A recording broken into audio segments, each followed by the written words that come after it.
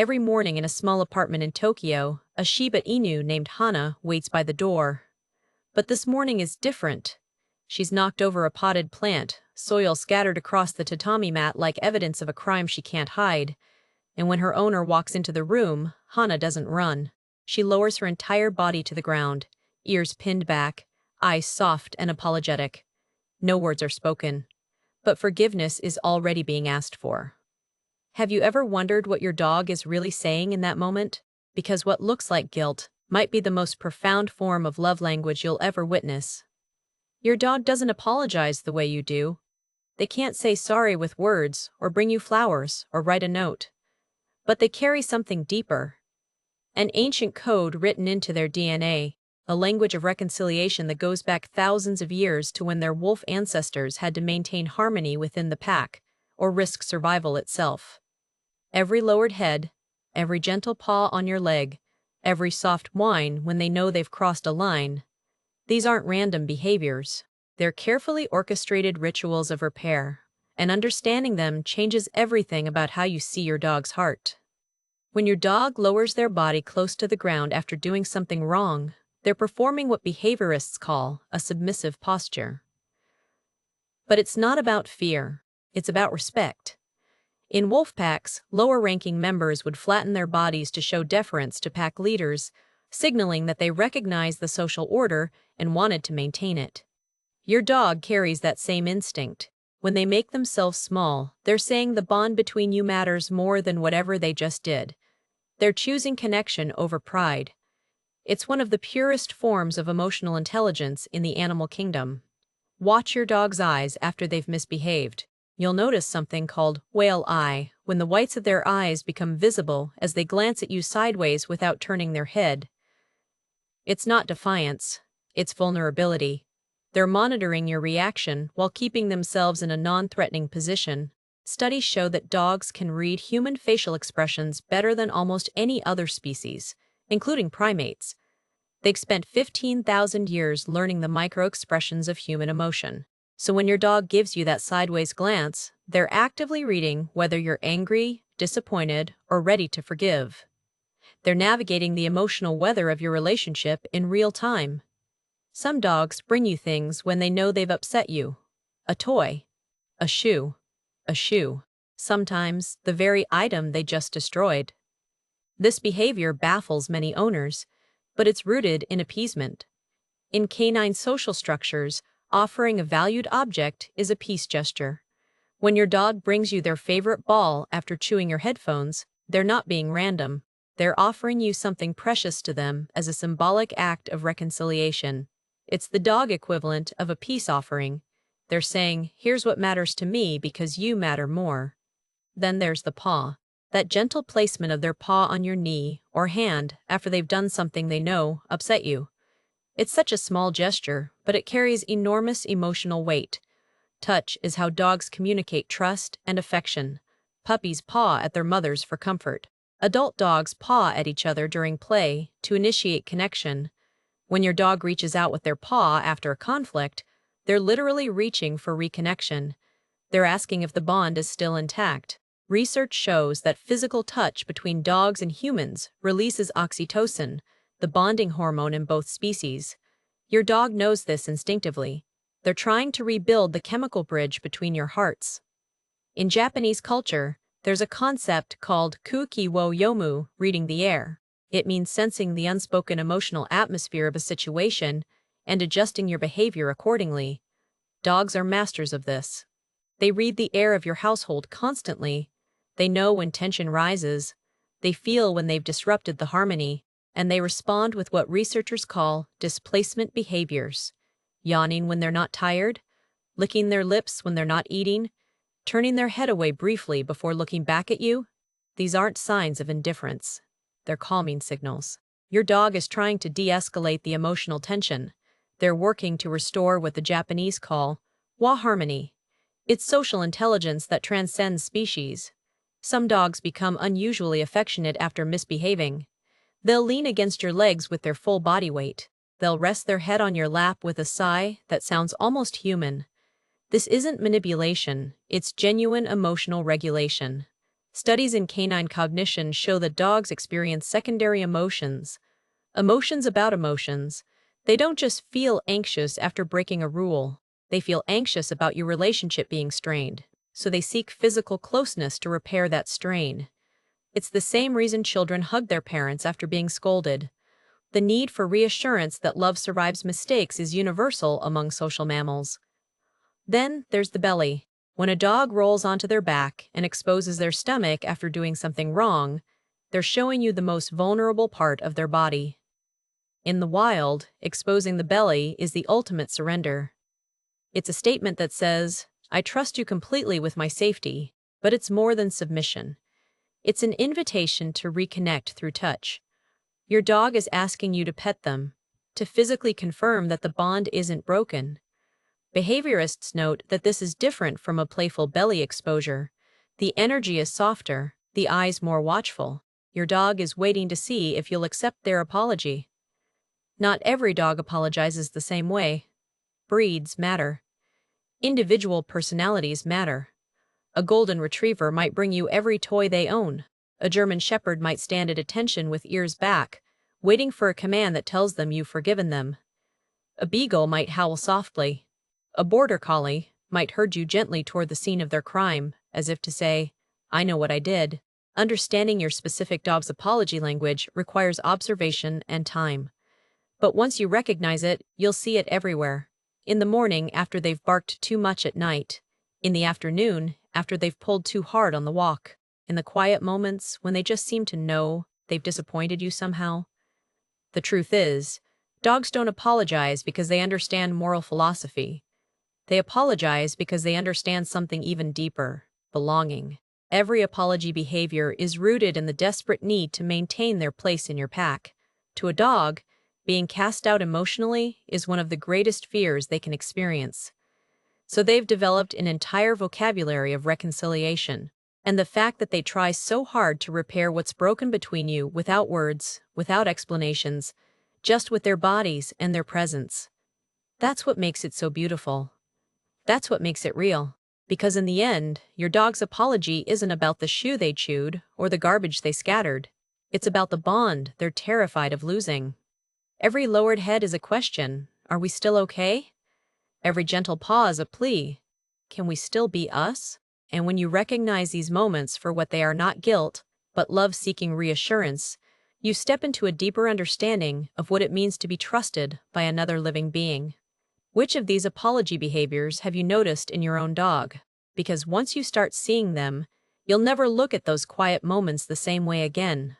Most people miss the apology entirely. They come home to a chewed cushion or a puddle on the floor, and they see their dog cowering in the corner. They think it's guilt. They think the dog knows what they did wrong. But what's really happening is far more complex and far more heartbreaking. Your dog is reading you.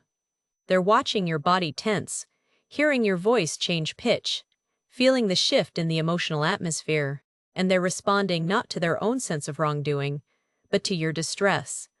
They're trying to fix something they don't fully understand, and if you misread that moment, if you punish when they're already trying to reconcile, you create a crack in the foundation of trust that holds your entire relationship together. There's a difference between fear-based submission and genuine reconciliation. Fear makes a dog freeze or flee.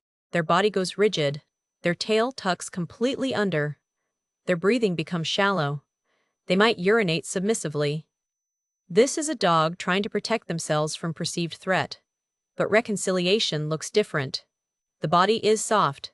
The tail might be low, but it's still moving slightly. The eyes are seeking contact, not avoiding it. The dog approaches you rather than retreating. They're not asking you not to hurt them. They're asking you to love them again. Learning to tell the difference between these two states is one of the most important skills you can develop as a dog owner, because responding with gentleness to fear-based submission can build trust over time. But responding with anger to genuine reconciliation can shatter something that takes months to repair. In Osaka, there's a dog trainer named Kenji who specializes in rescue dogs with trauma histories. He says the dogs who've been punished during their apology attempts are the hardest to rehabilitate. They've learned that vulnerability leads to pain, So they stop apologizing altogether. They become emotionally distant. They stop trying to read their owner's mood. They give up on reconciliation because reconciliation has never been safe. Kenji spends months teaching these dogs that apology can lead to connection again, that showing their belly won't result in anger, that approaching with soft eyes will be met with soft hands. It's heartbreaking work because it reveals how much damage we can do when we misunderstand what our dogs are offering us. Different dogs apologize in different ways, and recognizing your dog's specific language is essential. Some breeds are more demonstrative.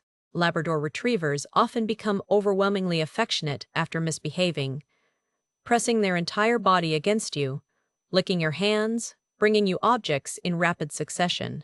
They're highly social dogs bred for partnership with humans, so when that partnership feels threatened, they pour everything into repair. Golden retrievers do something similar, but often add what trainers call the guilty grin, a submissive smile, where they pull their lips back and show their teeth in a non-aggressive way. It looks strange to people unfamiliar with the behavior, but it's pure appeasement.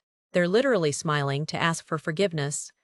Herding breeds like Border Collies and Australian Shepherds tend to apologize through focused attention. They'll sit at a distance and stare at you with intense concentration, waiting for any signal that you're ready to interact again. They might bring you a specific toy and place it precisely at your feet, then back away and wait. It's methodical, almost ceremonial.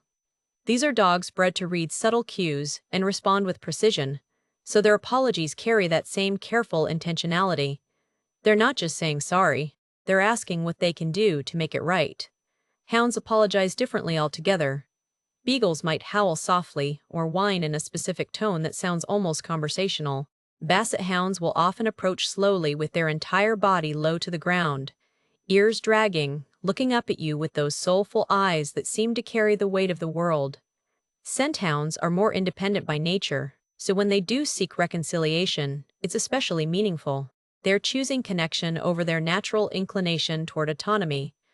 Then, there are the northern breeds. Huskies and Malamutes are known for being stubborn and independent. But when they apologize, it's often through vocal communication. They'll talk to you. Not barking, but those distinctive vocalizations that sound like they're trying to explain themselves. They might throw dramatic tantrums that look like refusal, but are actually elaborate displays of emotional distress about the disconnection between you. These dogs descend from breeds that had to work closely with humans in life-or-death situations in harsh climates. The pack bond is everything. So when it's threatened, their response can seem over the top. But it's proportional to how much that bond means to them. Understanding what your dog's apology really means requires looking beyond the behavior to the emotional state driving it. When your dog brings you their toy after misbehaving, they're not trying to distract you. They're offering you entry back into play, back into joy, back into the space where your relationship feels safe and good. When they lean their full weight against your legs, they're not being needy. They're seeking the physical confirmation that you're still their person, that the pack is still intact. When they follow you from room to room after you've been upset with them, they're not being annoying. They're monitoring the repair process. They're staying close to catch the moment when your energy shifts from disappointment to forgiveness. The Japanese concept of wa harmony is instructive here. In traditional Japanese culture, maintaining group harmony is more important than individual expression. Conflict is resolved not through direct confrontation, but through subtle signals and gradual restoration of balance. Dogs operate on this same principle. They don't need you to verbally forgive them. They need you to signal through your body language, your tone, your willingness to engage, that harmony has been restored. A soft word, a gentle touch, eye contact held for a moment longer than usual. These are the signals that tell your dog the apology has been accepted. But here's what most people get wrong. They think accepting the apology means letting the behavior slide. So they either stay angry too long, or they immediately act like nothing happened. Both approaches create confusion. Your dog needs to understand that the specific behavior was unacceptable, but the relationship is secure. The way to communicate this is through calm, consistent boundaries followed by deliberate reconnection. If your dog chewed something they shouldn't have, you remove the item without drama. You don't engage with the apology behaviors immediately because that can accidentally reward the misbehavior. But within a few minutes, you initiate positive interaction on your terms. You call them to you. You ask for a simple command like sit. And when they comply, you offer praise and affection. This sequence teaches them that reconciliation happens through cooperation, not just through appeasement gestures. Timing matters enormously. Dogs live in the present moment far more than humans do. If you come home to destruction that happened hours ago and you react with anger, your dog has no ability to connect your current emotion to their past action. What they experience is this: I greeted my person with joy, and suddenly they're angry at me for reasons I don't understand. So they offer apology behaviors, not because they remember what they did wrong, but because they're trying to fix the emotional rupture happening right now. This is why punishment after the fact is not only ineffective, but actively harmful. It teaches your dog that your moods are unpredictable and dangerous. It erodes trust at the foundation. The most powerful thing you can do when your dog apologizes is to accept it with the same sincerity with which it's offered. Get down on their level. Let them approach you. Speak softly. Touch them gently. Look them in the eyes and let them see that you're not a threat anymore, that you're their safe person again. This doesn't mean you're condoning bad behavior. It means you're honoring the emotional courage it takes for a living being to make themselves vulnerable in the hope of reconnection. Because that's what every dog apology is. It's vulnerability offered as a gift. It's trust extended even when trust feels risky. It's your dog saying, I need you more than I need to be right. I need us more than I need to protect myself. Research in animal cognition shows that dogs who have secure attachments with their owners recover from stress faster, learn more effectively, and live longer, healthier lives. That secure attachment is built in moments exactly like these. When your dog makes a mistake and you respond with firmness but without cruelty. When they offer reconciliation and you accept it with grace. When the cycle of rupture and repair happens again and again, teaching both of you that love is stronger than mistakes. This is what the Japanese call kizuna bonds, that strengthen through adversity rather than break. So tonight, when your dog approaches you with soft eyes and a lowered head after doing something they knew would upset you, remember what you're really witnessing. You're seeing 15,000 years of domestication distilled into a single moment. You're watching an animal choose connection over self-preservation. You're being trusted with the fragile hope that love survives imperfection. And how you respond to that moment doesn't just affect your dog's behavior. It shapes the very nature of your bond. What has your dog taught you about forgiveness that you might not have learned any other way? Because sometimes the greatest teachers have 4 legs and a heart that refuses to give up on us. If you want to understand your dog's heart more deeply, follow for more insights into the quiet language of the animals who love us most. Because your dog's apology deserves to be seen, and their love deserves to be understood.